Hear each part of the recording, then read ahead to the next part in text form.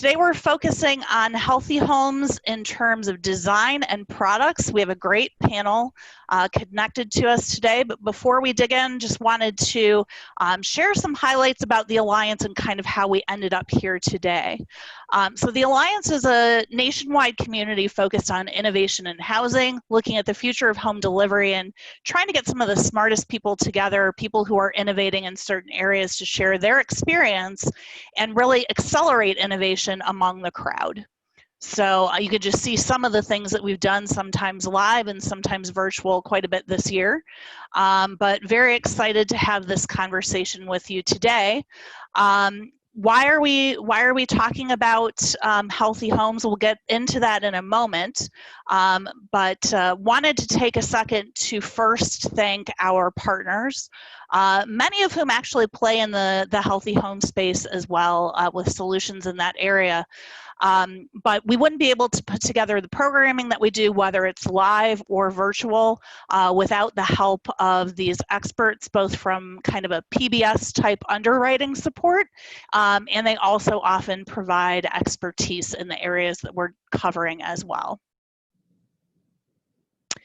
So in a moment, I will introduce our facilitators for today, but the reason that we're focusing on healthy homes and actually putting together an entire series in this area is that over the last couple of years, a lot of our builders have been talking about how energy efficiency is no longer really a sexy selling point and a key differentiator for what they're doing within their businesses.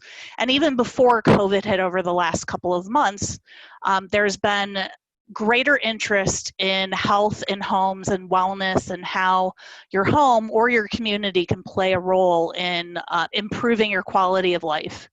And certainly that's been punctuated over the last couple of months, and the dialogue has changed a bit, but we believe on the Alliance front that healthy homes have the potential, along with healthy communities, to become that new kind of North Star in the home performance track, like energy efficiency has been, and really create some of those ripple effects. But we wanted to delayer the topic and see how do we get to that point, since energy efficiency is so pervasive and has affected codes and has affected community development and relationships and the performance within homes and how it's measured.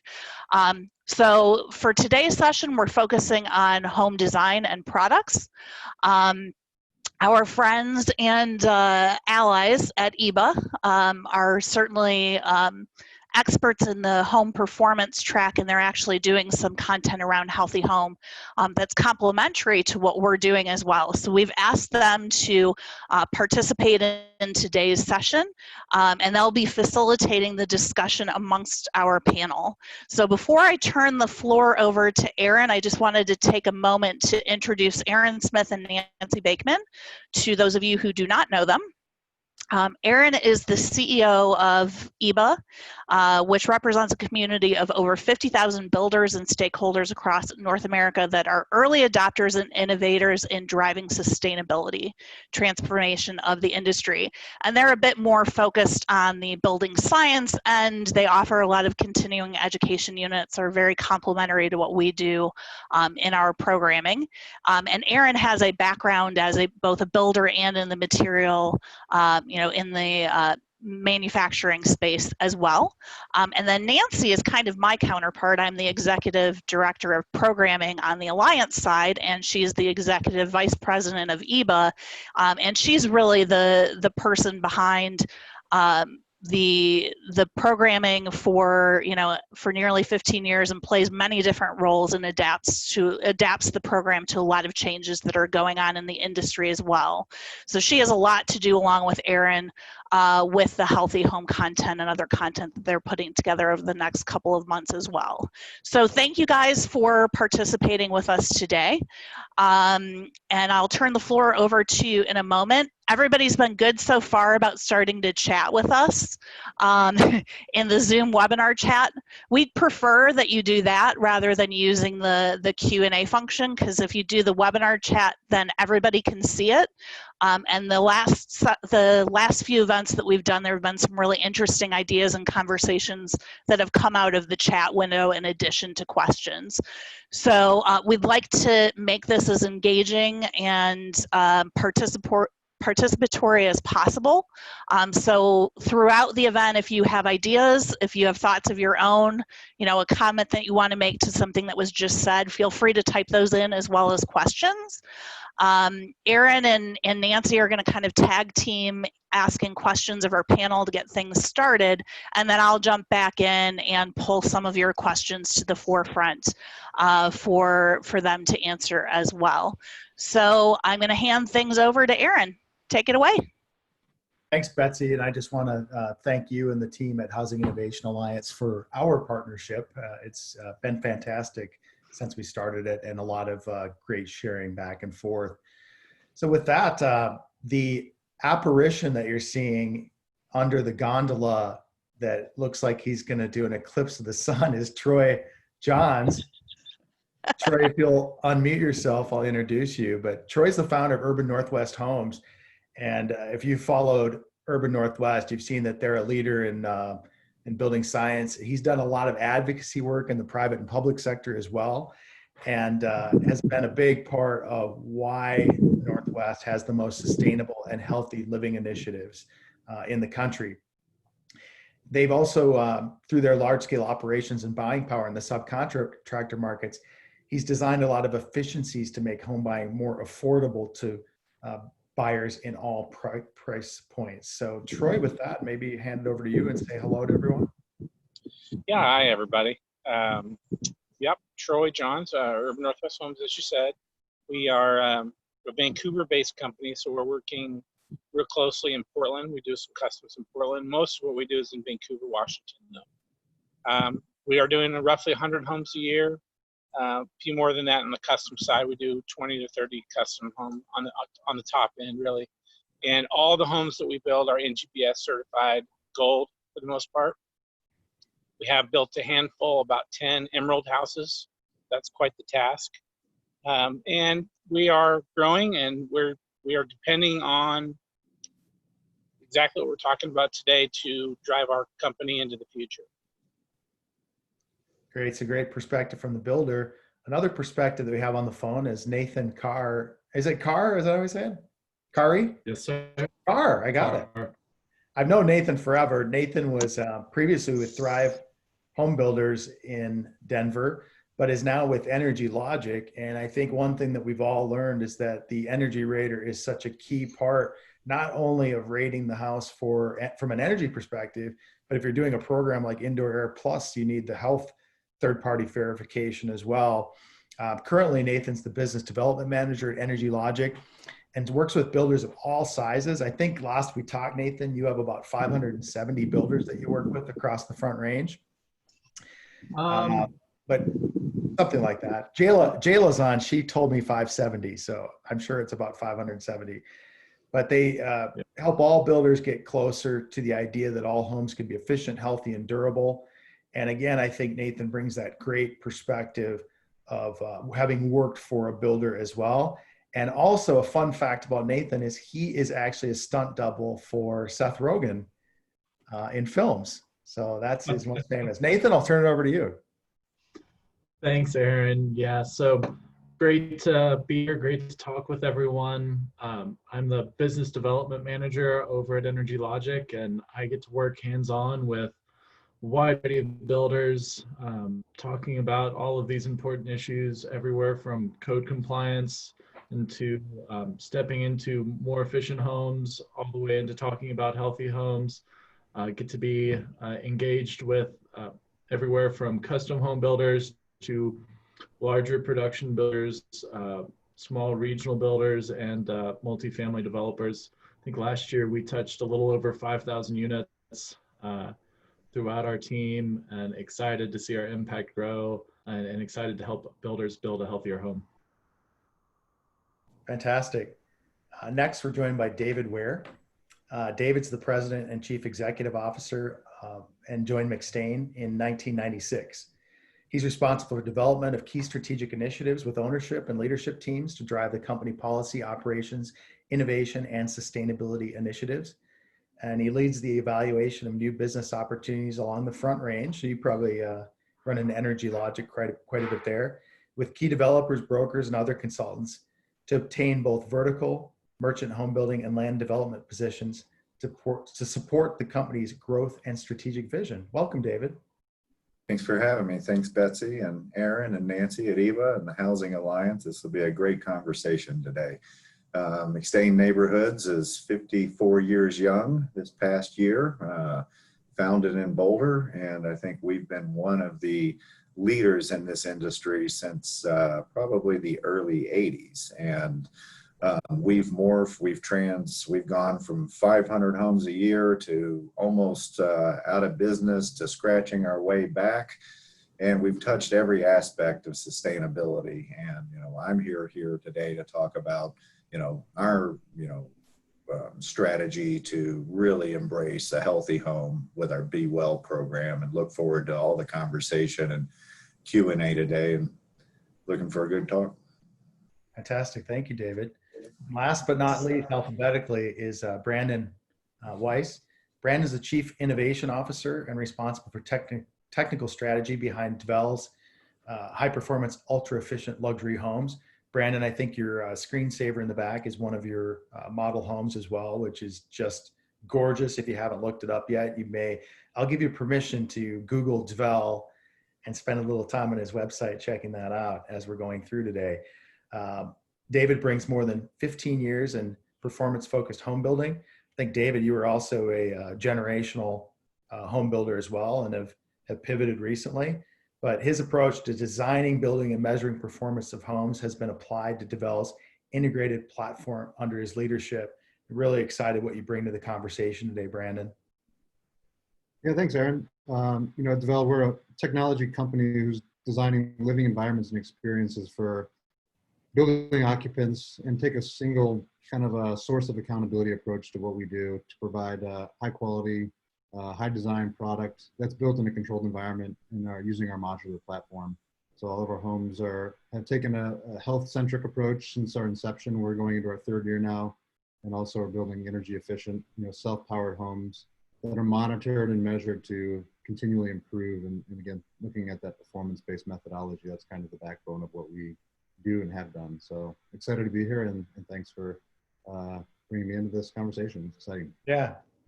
Brandon, maybe we'll start with you. Why has health impact to the homeowner become a key part of your platform?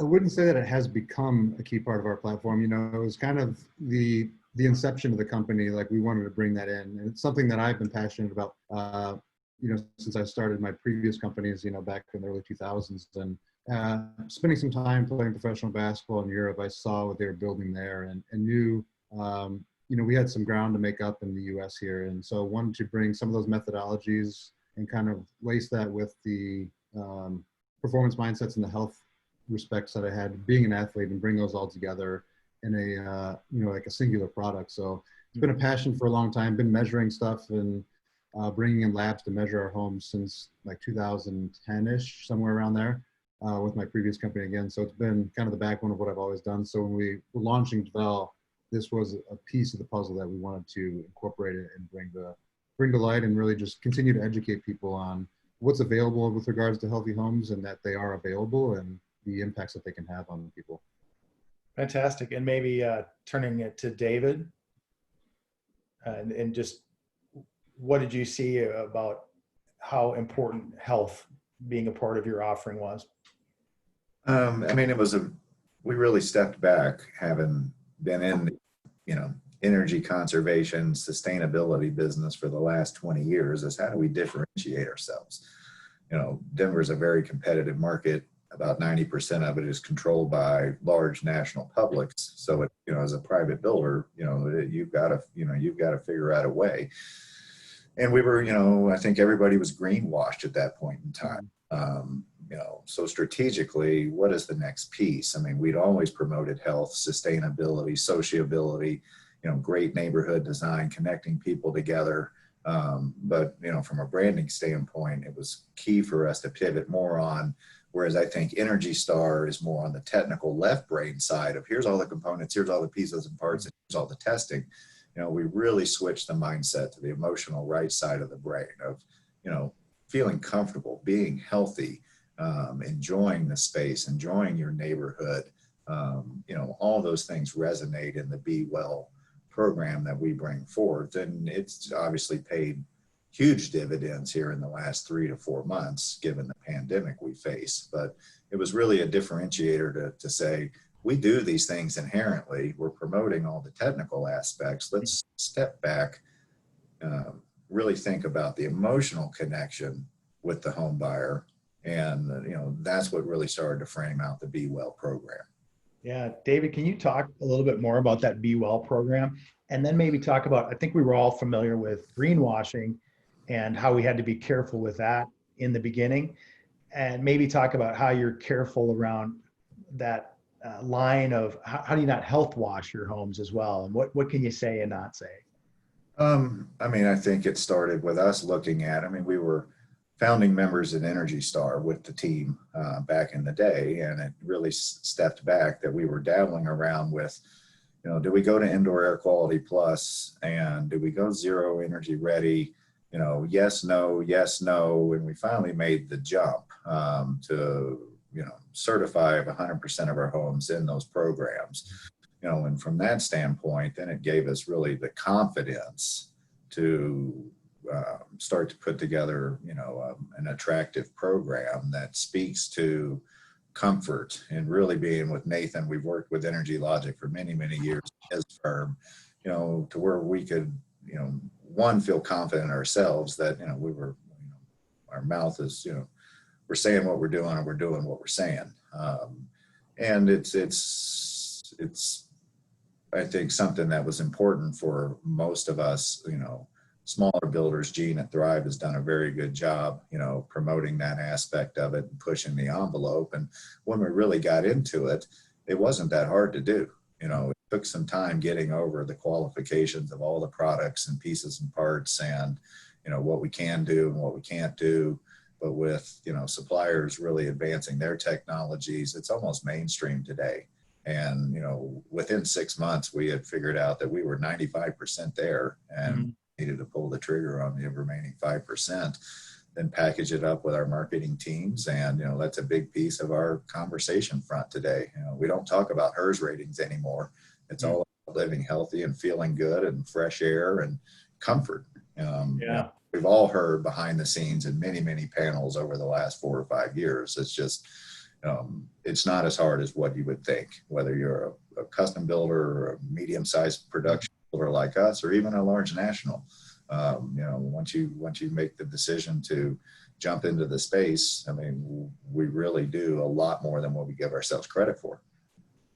No, I think that you hit on 2 great points. One is which kind of the pathway, right? That it's I think for people listening, if you're thinking about getting started, it's, do Energy Star and Indoor airPLUS and Zero Energy Ready, and you're going to be then poised to move well beyond that.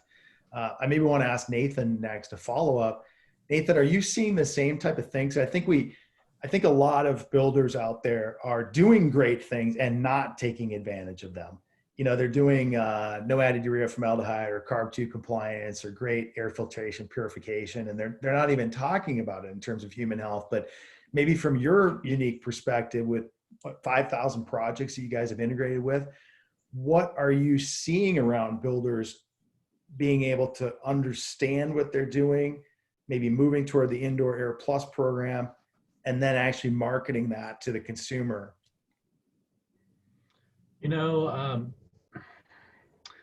I'll steal a phrase from Gene Myers, my former boss. He would say, if it's a sin to build a bad home, then the cardinal sin is to build a great home and not tell anyone about it. So we've really seen on our effort, not only can we help our builders in the designing and building the best home that they can, but also try to assist them in talking about this and providing sales training, marketing support to really take a step from the technical aspect of these programs, whether it be Energy Star or Indoor airPLUS or Zero Energy Ready, and really get back to, as David was saying, the emotional impacts. Even trying to bring that into things as simple as the HERS score, and being able to get buyers engaged. Home buying is still an emotional experience, and as much as a HERS rater, I would love for every buyer to come in and ask for that HERS score. Really, what we want to do is builders to talk more about what their home is doing for them and how it's going to improve their life.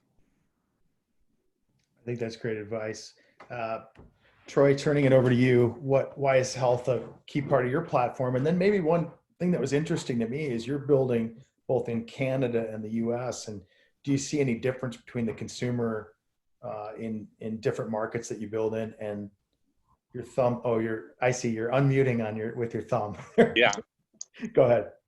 Sorry. Yeah, well, we're in Vancouver, Washington. So we are in the same, we build only in the United States. Oh, you don't go across the border to No. Vancouver, Canada. I'm sorry. Yeah, I say Vancouver, everybody thinks I'm from Vancouver, Canada, but no. Yeah. So you're a Seattle Kraken fan now, right?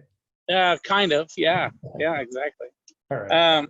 So, you know, our story is a little different. Why is it part of our platform? It's when we first got into this was probably 2006. We got into it and honestly, I was that guy that didn't care anything about green, kind of thought it was all a joke. You know, I mean, that's just the way it was back then. And we had a house built for us. I was developing at the time, really wasn't building homes. And my wife got very sick about 2 months after we moved in, and we didn't know why. And we went on for a while. She was having tests and whatnot. And then we went on a little vacation to a desert climate area, and she felt great all week. And we thought, well, that's it. I mean, it must be the climate, right? So we went home. She got sick right away. Okay, we're moving there. That's what we're gonna do. So we went out there. We started house hunting. We're gonna pack up our whole life. Well, she was sick the whole next trip. And after doing some research, I found out the house we originally stayed in was a LEED certified home. And that's where that's where this whole conversation came in. And I thought, why wouldn't our builder give us these choices? Didn't make sense to me. And so for us, that's how it became part of our platform. You know, building all NGBS homes stems from wanting to build a healthy home for my wife. And then of course, if you're building a healthy home, it goes right into the envelope of the building, and we've all had those conversations. So it just bleeds into green real fast. Mm-hmm. And then maybe Troy, continuing with you, what are the top 3 things that you're offering to your customers now around that healthier home? And then maybe what gives you the most bang for the buck for your buyer? You know, what resonates the most with them of those 3 things?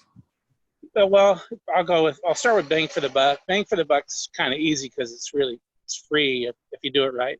And that is not using the HVAC system to dry out the home, which is a common mistake that I think 99% of builders do. You avoid the warranty on the machinery, if nothing else, but you're just circulating all those sheetrock dust and everything through all your mechanics that you can there's no way to clean that. So we bring in an external heater. Like I say, so bang for the buck, they're not really paying for that. We just have external heaters that we form through all the houses. But beyond that, then of course you get into filtration, which is the big one. And then we really, especially recently, I've fallen in love with these air scrubbers. I don't know if you guys are doing much of those, but you know, NASA kind of invented all that, and it's pretty cool. And then I think probably the last one would be probably UV, honestly, because these days everybody's looking for anything they can for the most pure air they can get. So, and then we give them a spider plant with every house that they buy. I don't know if you guys are familiar with spider plants, but they do a pretty good job on your air. So. Right. And then David or Troy, you're actually outside of your office today because of a COVID scare, but is there anything additionally? I think what you talked about, the air purifiers, is such great advice for everybody, right? Yeah. But is there anything that has changed because of COVID for you too, or that you're thinking about? You know, the big thing now, and I'm sure we'll get into it as we go on, is people are talking about antimicrobial type stuff, you know, copper door handles, things like that. I mean, we're going to see things come into vogue that nobody was even thinking about. I mean, copper door handles are, you know, who would have thought that it's a lipstick item in a house that's turned into a necessity. So, right. Things like that. Yeah. That's great. Yeah, the copper and silver ion technology is really right. It's huge. We see it in healthcare used quite a bit, but we forget that it might be a great benefit. Yeah, it's a perfect fit, really. Yeah, and maybe the same question for you, David, just around biggest bang for the buck, top 3 things, or what's changed with COVID that you're offering to consumers, or do you have a healthy home package even as part of the BeWell program? Well, first off, I don't think you can package anything as an option. It's either you do it or you don't. We've tried that across the platform, and you've got to just build it into your cost structure, build it into the promotion, number one. If you try to, go with they still want quartz, they still want the fancy finishes, and, it's got to be, put into the standard specifications. Do not option these things as you go forward. I think best bang for the buck is really the, indoor air quality for us. We do advanced filtration, HEPA systems. We've done some ERVs across the board. I think that's the biggest bang, and the low toxins and the toxicity. New car smell, we all love it, but it's not good. No. For those of us that went through the Weyerhaeuser issues a few years ago, and I'm sure a lot of builders around the country, had to deal with that. Again, that pushed it to where, everything's certified, and there's a lot of documentation that goes behind it. But I think that's the biggest bang on the return that we get out of our messaging. And we've seen, and I just saw something pop up on the chat, there are some, discussions about UV filtration and things like that being incorporated into, the air handlers. And I'm really, interested to see what some of these next pieces come to, stem viral microbial growth, even though we don't get a lot in our dry climate in Colorado as you do in other parts of the country. But, I think there's going to be some new products and opportunities that come out of the pandemic for us as builders to advance this discussion of health. Yeah.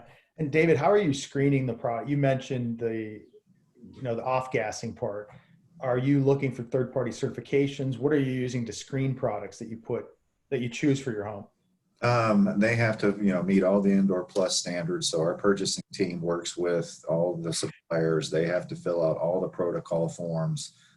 We've worked with Nathan and EnergyLogic to help us develop that screening protocol. If we're looking at something new, it has to go through third-party certification in order for it to be incorporated into the home. And that was difficult, but a lot of the suppliers really understand that today because, it's not as far-fetched. It's fairly well mainstream. Yeah. And maybe with continuation back to Brandon. Brandon, you talked about third-party testing, and maybe you can kind of continue that conversation of what you do around third-party testing, and then what, biggest bang for the buck on products that you're offering, top 3 products that you offer in your Dvele homes. Oh, you're still on mute, Brandon. Thanks for that. Yeah. Gotcha. So, with regards to the testing, I think it does start with sourcing the right materials, and so looking for these transparency labels like declare products or HPDs and that kind of stuff. There's a lot more information available, expanding on what David said today with some of these material certifications, even Green Guard, UL having acquired them and things like that. For us, it goes to more like, all right, after you built the building and you specified the right products, how is that building actually performing on that back end? So we'll bring in labs to come and verify. We'll do radon testing. We will do particulate matter testing. So we test a couple different particulate sizes and the quantity of each. So that's dust basically in the homes and how much of it is in there. So some of that goes to the construction phases and how we keep the project clean during construction. Like Troy said, not using your HVAC equipment that's for the clients during construction for the the purposes of construction, these kind of things. So that's particulate matter. Test for formaldehyde. We test for 600 different chemicals and the concentrations of each of those. We run that on a 24-hour period, just to be assured of that. And then we do mold spore testing. So we do reference outdoors and then test a few spots in the interior of the home, just to verify that there's nothing going on that that's not happening outside, that's happening inside, that kind of thing. So just kind of gives us a good baseline of how that project is performing prior to clients moving in and prior to furnishings coming in and cleaning materials and all that. We clean our materials with just water to make sure, and you can do a great job cleaning a house and turning it over to a client with just water. Maybe now with COVID, there's some other things to look at with regards to that, but prior to that, that was kind of the focal point for us. So that goes to the testing side. And then to answer your question on the 3 products, I think one isn't a product with an assembly, and it's important. It's like what protects your building from the outdoor environment, and that's the building enclosure. So us building our homes, whether we're certifying or not, to like that passive house metric of air tightness and the continuous exterior insulation, how we control our building envelope and how that controls and creates the comfort and the environment indoors is critically key to what we do. Gives you the control of your building first and foremost.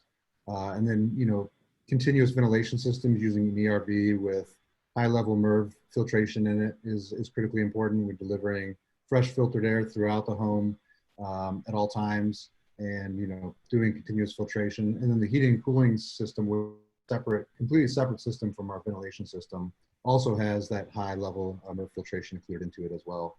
And then the third thing I'd say is, air, and that goes to the air quality, is the source control, the ventilation, and our bodies consume more air than anything else. And then I think third is the water filtration type systems. Our bodies are mainly water, so we want to make sure that whatever we're putting into our bodies is healthier and that we're providing it to our clients. So doing a high level water filtration system, I think, is also very important to a healthy home. Yeah, I heard it. My water filter salesman, when I was building homes, said, if you don't offer a water filter to your homeowners, they are the water filter. Right. So that's great. Brandon, is there anything that you use on a sensor side for your homes for kind of that continuous commissioning from an air perspective? Because I think you brought up a great point. Like, as builders, we can spec the house right, we can build it right, but the operational phase is really key for those clients. Anything interesting you're doing there? Yeah, definitely. We have our own kind of in-house proprietary system we're working on, but we are layering the home with sensors. All that data is getting stored on the site, and we have basically our own software program that is making directives of what to do when certain conditions are met. But we want to make sure that all that data is privatized. But yeah, we do have air quality sensors that are testing PM, that are testing formaldehyde levels, VOC levels, temperature, humidity, and also CO2 levels within the building. So that's fantastic. And I think that's with really high performance builders like we have on the call, and maybe Nathan, you can speak to this, but that's one thing we're seeing folks move to, right? Is sensors have become inexpensive, adaptable. There's great continuous commissioning data we can get from that. So it's great to hear that you're incorporating that, Brandon. Do you have any brand name advice for people of what you like to use from systems you've looked at? Not to do a commercial for anybody, but.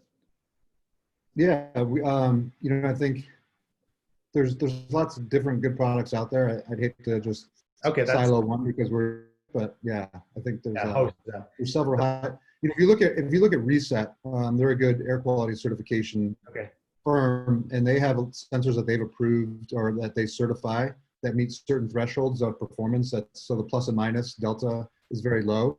And it's kind of like that mid-grade sensor, but there's several on them there. I think that's a good source for people to go to look for what might be valuable data. That's fantastic advice. And maybe Nathan, we can go to you, and then we'll go back to Betsy for questions from our audience. We've got a lot of great questions that have come in. But Nathan, maybe what are you seeing on that side of things? I know you're involved in the commissioning of the as-built, but maybe what are you seeing for best practices on what people are doing? I mean, Brandon's got incredible level of data and testing that he does, but what are you seeing across best practices? I would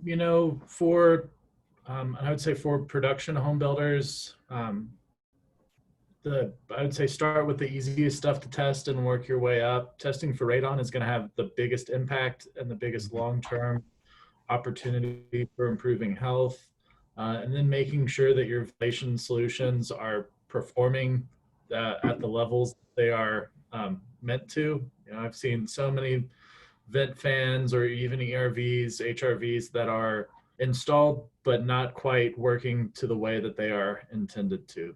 So, you know, starting off, making sure your ventilation works well is going to be a huge piece for improving indoor air quality. Great, thank you. Betsy, I'll turn it over to you for additional questions if you'd like, or I can continue. What would you like me to do? And you are on mute still. I just saw you pop up. Still on mute. I think I can unmute you. All right, can you hear me now? Yes, ma'am. Okay. Like the old Sprint that's gone now. We've got a bunch of questions and comments that are interesting here. The first one was related to HERS. So the question was, do you sense that there will be some kind of scoring system to measure the healthiness of the house, just like the HERS score, to be able to help consumers understand relative healthiness? And this was directed to Dave and Nathan, but I think it would be interesting for people to know that that Troy is also the person who's in charge of helping create the National Green Building Standard. So you might have some opinions on that as well. So who wants to go first in addressing that? Mind starting off. I remember hearing a great talk from I think it was Ian Walker at Lawrence Berkeley National Labs. He's actually started on this project of trying to create a HERS-like score for homes related more to indoor air quality and health. I will say I have concerns about this. You know, it's great to have an asset score, but with indoor air quality and healthy homes, more so than energy, I believe it's more about how you live and operate the home and how you interact with it than some of the assets at times. So I worry about giving an asset rating to somebody not following up with training on how to use that asset in a real way. Okay, any thoughts from Dave Ware, since that was directed to you initially as well? I mean, I kind of lean down Nathan's standpoint. I think it's, you know, it's fairly, you know, subjective. And I think it's a trick. It's a slippery slope of how do you really create overall wellness? What is the right indoor air quality standard, and who are you going to provide it to? And should you fluctuate or be close? Is that, you know, from a builder risk standpoint, I think, you know, that pendulum can swing either way. You know, I'm not aware of anybody, you know, who's coming through with any kind of national standard. I mean, Nathan, Troy, Aaron, you guys may, you know, be more on the forefront than we are. I would just, you know, we try to promote it, you know, more as a, you know, an emotional aspect to it, you know, without all the quantitative data. I mean, we're more on the production side versus, you know, Brandon's program, but I would just, you know, heed that, you know, as builders, obviously, if there's, you know, full certifications and ongoing, you know, that we be cognizant of, you know, how do we not also get ourselves a little bit in trouble potentially if a sample came back high or some commissioning this or that. You know, as Nathan said, you know, the asset is great, but the management of the assets is out of our control. So Matthew Bowles says that he reads a lot of articles focused on energy, air, lighting. I'm sorry, go ahead. No, I just wanted to hear from Troy because he is on the board of the NGBS, if that's okay. Oh yeah, I'm sorry. Absolutely. Yeah, I think I saw his thumb going into unmute. Yeah. So okay. Go ahead, Troy. The beauty of being on a cell phone. Yeah, so at NGBS, of course, everything that goes into NGBS has a consensus, you know, committee, and there's been a lot of talk recently on wellness and what wellness is and how we measure it. And if you look at some platforms out there, they'll give points for being close to a recreational area that you can take a walk around a park, and they're incorporating that into a building like an NGBS, like some kind of certification. And so there's a lot of argument about what things belong and what things don't belong. I mean, if we're trying to build a better house, we don't really control whether we live next to a park that you can go stretch in, so wellness is really tough. And there's a lot of talk about liability with wellness, but there are standards coming out. In fact, NGBS is offering a wellness badge that just came out recently. If you get a certain amount of points under the NGBS in the wellness category, you can then get an additional, like, I'm NGBS certified, plus I get this badge that says I went the extra mile on health and wellness for you without making any claims, which right now is very hard to do. But I'll say, unless you have testing after the person moves into their home, and then on at least once a year, and then biannually after that or something, or bi-yearly. One of the big issues that we're running into is you can put all these sensors into a home, but who's calibrating the sensors, and how do you know if, as an example, water management, mildew under a home, we get data out of those. We're getting lots of data, and it tells us lots of great stuff, but nobody's going back in and crawling under the house. I know NIA did some stuff here in Portland, but that's what's critical to doing. Anyway, I don't want to take a bunch of time on this, but it's going to be a really tough road. But wellness is going to be the future of NGBS and LEED and all these, and it's going to be a hard conversation. Here comes my thumb. All right, well, thank you for that, and sorry about the interruption. I didn't see your thumb.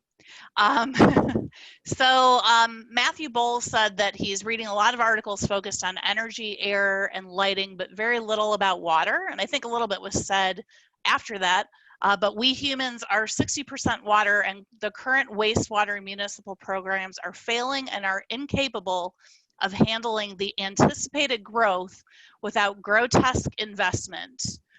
Any thoughts on water management?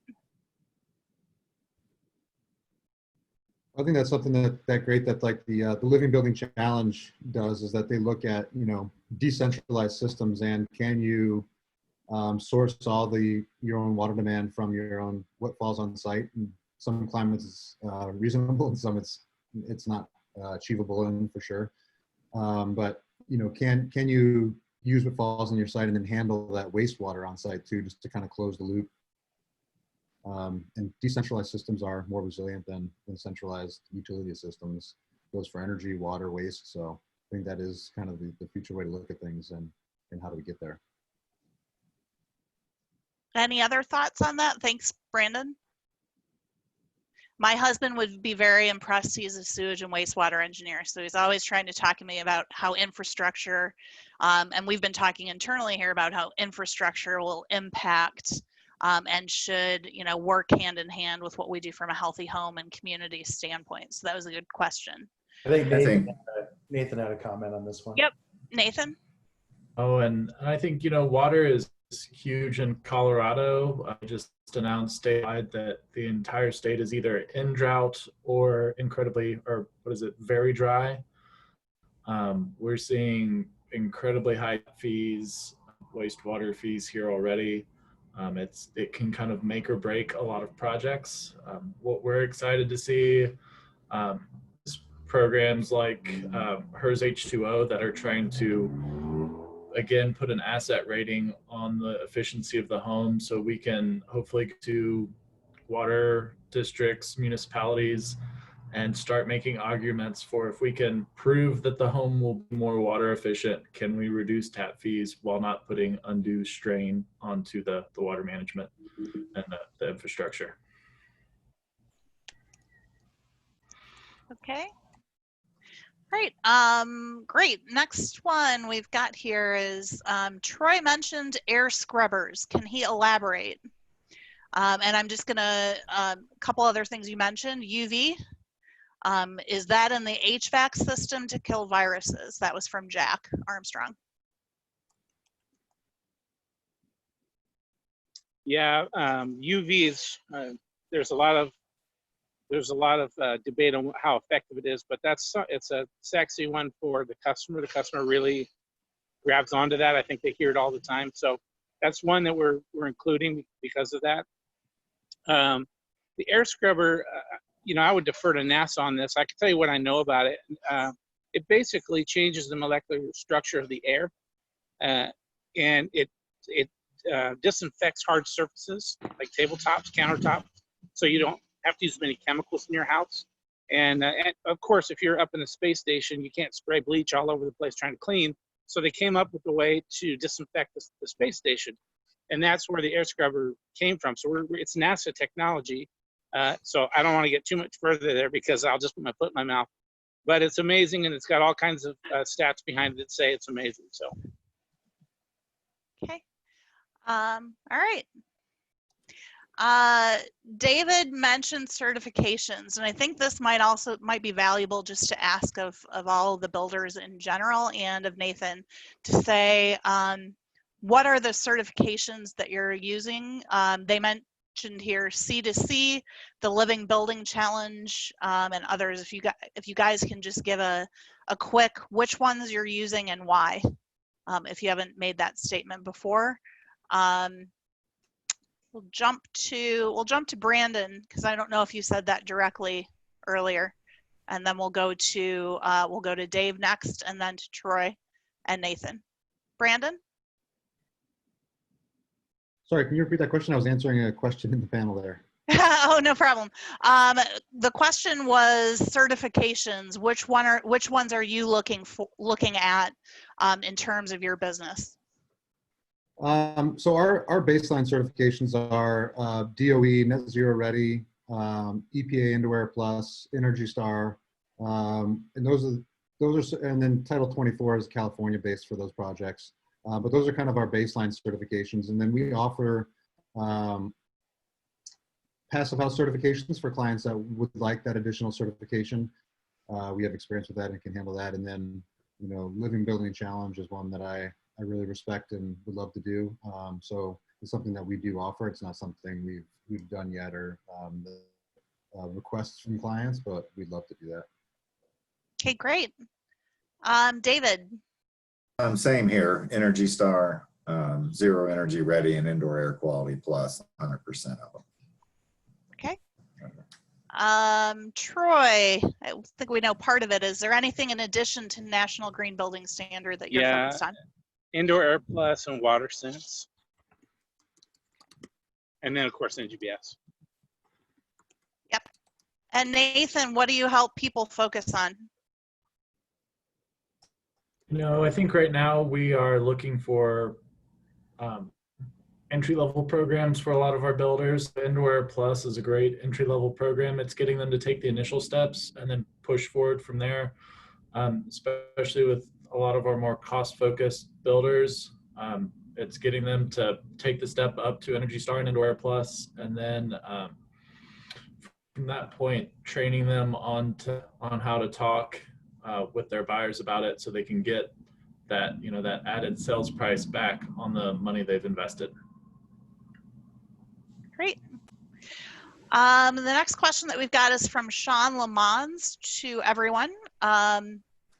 Are any builders beginning to look at long-term warranties and service contracts, say a 10-year warranty with annual service work completed?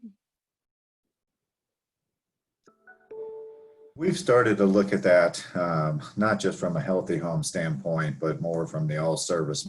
If I can keep my hands and my contractors involved in the home longer, then obviously it diminishes the risk. We do that. We're not only a builder, we're a developer as well. We do that a lot with our land development contractors, landscapers, and others to keep them involved with the HOAs, et cetera, in a long-term engagement standpoint. But I'm starting to explore a concierge type model that not only may extend some warranty aspects, but also offer obviously the services that we put in the home on as far as an ongoing, just kind of more similar to the car model. Every car we purchase today, they have warranty. You go in, just get your services, this, that, and the other done, built into the home. It's just a scale question that we're trying to solve right now. Great. Let me just add too that next week we have a webinar on this very topic that'll be presented by Todd Usher of Addison Homes on extended warranties. So that's next Tuesday at 2 p.m. Central.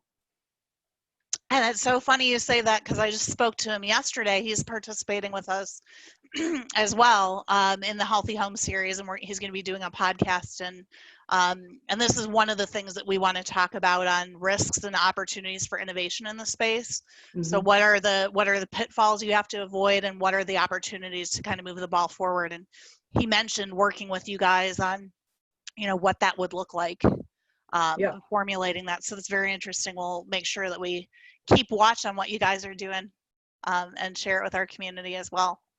All right, Brandon.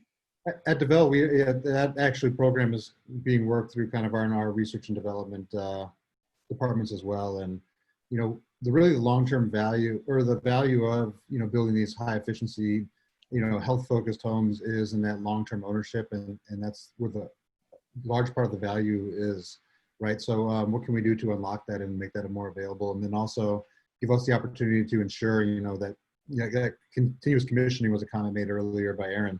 And that we're actually, continuing to test our buildings over time. And, what does that airtightness do over time? And, it gives us an ability to become preventative or proactive versus reactive in servicing our clients in our homes. So something that we're seriously taking a look at as well. Yep, it would be interesting to quantify what impact that has financially on your business. Like, do you charge for it? Can it reduce your customer service calls? Can it increase your word of mouth? We did a similar thing on the offsite construction side, but I would imagine it would have some of the same types of impacts. So it would be interesting to dollarize that to say, that kind of changes the scope of why you would want to do it, and what you'd be looking to get out of it. Great. And let's see. Jack Armstrong has another question for you, Brandon. I don't know if you saw this one, but he said, what kind of building envelope are you using? So we are doing a structural wall with cavity insulation, followed by solid sheathing with a liquid applied air and weather barrier on it. And then we have R16 continuous exterior insulation around the entire, at a minimum on the walls at least. The roof, that continuous insulation goes up to like R25. And that continuous air barrier and continuous exterior insulation. So it's kind of that passive house approach to a building envelope. An interesting question on cost benefit analysis and kind of doing your homework. So Daniel Small is asking, how are you determining which health promoting solutions to include in your homes? What kind of customer needs research do you conduct to ensure you're including solutions that meet unmet needs and not including unnecessary cost? So that is a loaded question, but a very good one. So who wants to be the first guinea pig on that front? That is a good question. That's always a tough one, builder. Either, you've got this passion of sustainability and we're going to do it, balanced by what does the customer really want. When we stepped into the BeWell, we did a number of different surveys for return on investment. What do they consider most important? Unmet needs, and even in home design, it's not all just about, the pieces and parts behind the home, and then we pay attention to all, as many national publications and surveys out there, Builder Magazine, Hanley Wood, all of them are doing all kinds of information on what buyers want in homes today. And then we take it, ask, little small focus groups from time to time to try to self-validate that return on investment. There's no magic bullet. One, it comes from a passion in believing in it. If you believe in it, your team and the culture believes in it, then, it's easy to promote and sell across the platform. Some type A people don't care about it. Some people really do care about it. And you can't, you can't speak to all. You've got to, stand strong in your mission and your vision and your culture, and that's what comes through in the end. Yeah. Any other thoughts on that front? I'd love to speak. From my time at Thrive, we really worked on providing a healthy home solution at every price level. We knew that for our affordable housing, we couldn't go all out. it just wasn't going to meet the requirements of the program, but that we could do the best we could for every buyer at every price point. What Thrive is also working on doing now, which I think is fascinating, is starting off with a pretty strong health message, and then trying to engage buyers in, they're calling their 1% for health. If you could spend 1% more on the home and dramatically improve the indoor air quality, and so offering a package solution like that. So starting off doing indoor airPLUS, doing the basics, and then offering them a solution to take the next step forward. Okay, great. Anyone else on this front? I'll say just real quickly, you know, we're kind of also having that standardized building envelope across the board, and that's because we're manufacturing in an offsite structure. You know, we need to be able to do the same thing over and over again. So we're trying to use that repeatability, the education up front, the repeatability of what we do, and the economy of scale as we grow and scale our business. Those materials will come down in price as we are able to purchase more of them. But doing the same thing in the same stations and working on efficiencies and do that, that's one of the benefits of doing us having the offsite, is that we can do some higher level details, and the cost premium isn't going to be as steep as it would be in other locations. Okay. We've got a bunch of additional questions. We typically will go until about quarter after, so we will do that. I noticed a couple questions got answered in the feed, so we'll just share the notes to everybody on that front to make sure that you get those, and try and get through as many of these online as possible. And then if there are some that are left, we'll filter them for you back to the panelists afterward to make sure that we get answers for everything. So with that being said, Brandon replied to a question from Jack about the well building standard and commercial for health, or FitWell. And so I'm just going to, since you replied to that one, we'll just make sure that everybody gets access to that and go to one that hasn't been answered quite yet. So Jala, or Jala, I apologize if I said that incorrectly, Curtis said to Dave Ware, during the process of figuring out your unique BeWell brand position and product line, what kinds of training or preparation did McStain take to ensure their sales and marketing efforts are aligned? I'm specifically curious about the efforts on the sales end. What types of conversations are happening when walking potential buyers through model homes, and how are you leveraging the reality of those conversations to shape your marketing strategy? Good question. I wish I could be in each one of those conversations because I have a real specific answer. But the training and preparation is number one, taking all the technical aspects that everybody does and boiling it down into very simple talking points. You know, our construction team members are engaged in our sales process. You know, they have the technical expertise. Nathan knows everybody out in the field that works for us. You know, they can answer the technical questions. So the first thing is, you know, we did a number of different trainings internally to boil down the messaging, let them Q&A, you know, work with us, you know, to make sure everybody's aligned to the best of our ability. We're not all experts in everything. And, you know, you really still have to speak to, in any sales environment, what the customer is interested in. You know, some want to know more, some want to know less. You know, when you walk into our sales offices or inspiration centers, you know, you just see this word BeWell, ask us. And, you know, that kind of drives the conversation. Again, we're not saying it's all these things. We're trying to get them emotionally connected over here to, you know, walk through. I think, you know, the conversations we've had, and, you know, we've had tremendous sales in June and July across the country, you know, driven by a number of factors economically, but, you know, we're in a number of positions with master plan, public builders, and here's a small little private builder. We're definitely more expensive. And with all the attributes and pieces and parts, I know it helps leverage that conversation. So I think long story is keep it simple, you know, give the sales, you know, 4 or 5 talking points to really explain why, and, you know, leverage the construction guys behind the scenes to help you do the nuts and bolts for the engineer and the A types, I call them. Great, thank you. Any other thoughts from the people who've unmuted themselves? Brandon or Nathan, any thoughts on that front before we move on? I was just saying I would agree. Go ahead. No, go ahead, Nathan. Oh. I was going to say I agree entirely with Dave. Make sure that your talking points relate back to an emotional connection are huge, and trying to keep them focused on interactions that people might experience in their current home. You know, talking back to a physical experience that they might have dealt with in their home, or something that they can easily imagine. You know, not going through the details of how a MERV 13 filter works, but you know, talking more about, oh, do you remember seeing dust all around your home in the air in the morning? We can help solve this. We can help how that feels. Yep.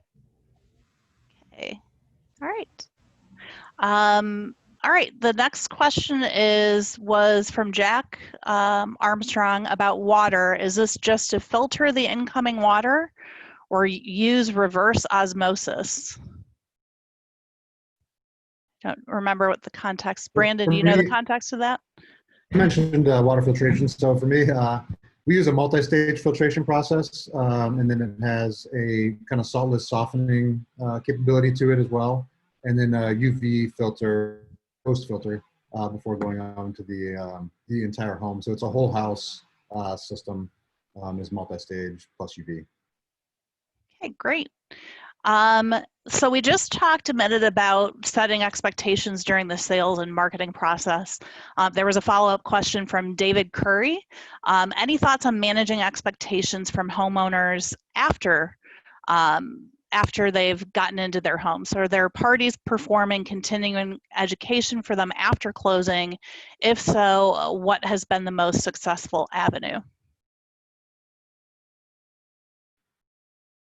For us, when a client takes over occupancy of a home, we do a couple-hour orientation. We walk them through everything about their home, how to operate the heating cooling system, what to do, what not to do on the ventilation system, how to change the ventilation system and the heating and cooling system, how to change the filters we have a heat pump hot water heater, all those kind of things, and just walk system by system. We know all these technologies are most likely new technologies for people from the pre-existing homes or the previous homes.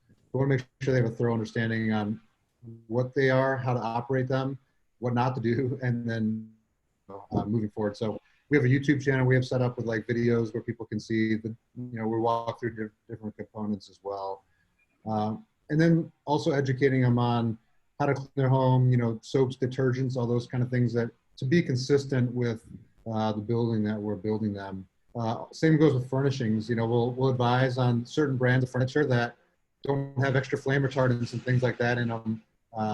And so just to be holistic and take that holistic approach and give people that overall education. Great. I think my neighbor started cutting down the trees. I think so. I saw the thumb this time. Go for it, Troy. Yeah. We work with go ahead, Troy. Well, we learned a long time ago. I actually was at IBS and I went to a class and they said, if you're training your client the day they get their keys, you did not build value in your product.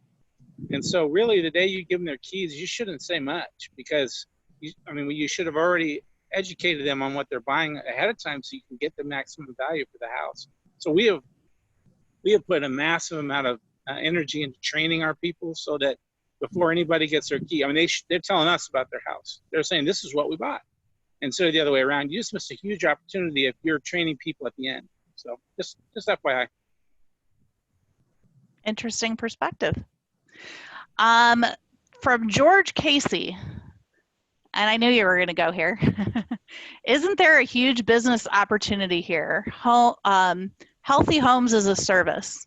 Provide real-time monitoring of home performance sensors, identify where issues may be occurring, and then coming out to repair or consult with customers on their living habits that may be driving healthiness levels out of standard. Think of buying a car. The car warranty is predicated on regular service with a qualified dealer.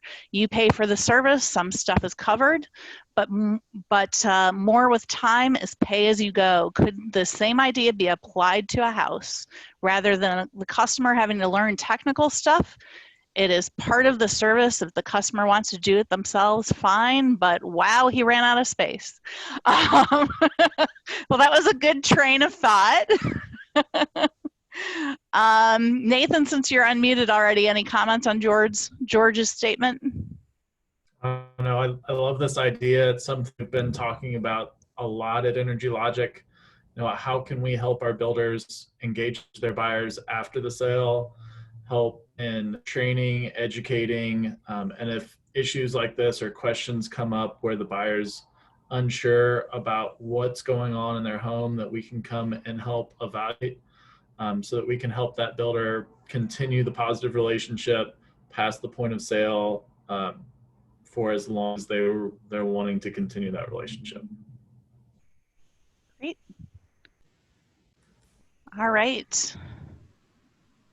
And then Nathan, you answered another building science related question. I think what we'll do is take these questions, the building science ones, and just put them in a thread for people as we're responding back to you, so you can see anything that was very detail oriented. This is also, we're going to talk about this later, but this is an opportunity to go to participate in some of the training and the program that EEBA is going to be hosting at the end of September, beginning of October. They have a healthy home track, and you'll just see a quick image of that. But I think they'll delve more into, you know, some things that are changing in indoor air quality and indoor airPLUS and why, and probably talk a bit more about the building science and health related issues. It's a fair statement, right, Nancy? That is correct, yes. So, and we'll also link you up to some resources on their website that are continuing education in that area as well. So Aaron signed off a little bit ago. He said thank you. He's actually on another webinar right now, which is interesting. Let's see.